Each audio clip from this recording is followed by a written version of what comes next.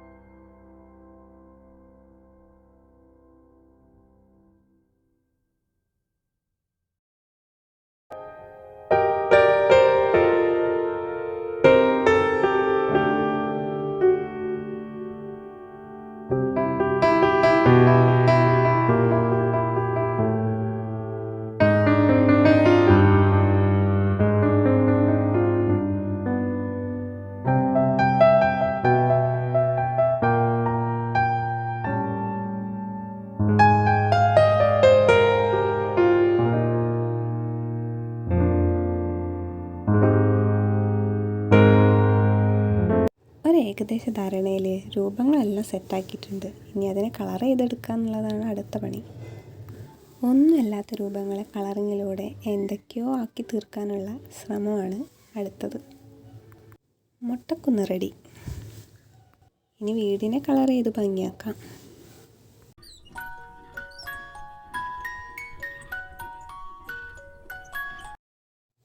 വീടും റെഡിയായി. ഇനി പെപ്പ പിഗിനെ കളർ ചെയ്യാം. റെഡ് കളറാണ് കൊടുക്കുന്നത്. ഇത് കണ്ടിട്ട് പെപ്പ പിഗായിട്ടൊന്നും തോന്നുന്നില്ല അല്ലേ?